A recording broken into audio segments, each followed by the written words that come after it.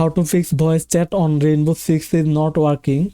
To fix voice chat on Rainbow Six not working, you can follow these steps. So first, check voice chat setting. Ensure it's enabled and input-output device are correct. After that, adjust post to talk. Make sure the right key button is set. Next, update audio driver on your PC.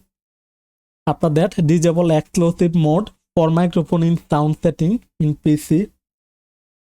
And then check Ubisoft Connect settings for chat. After that, restart the game or device.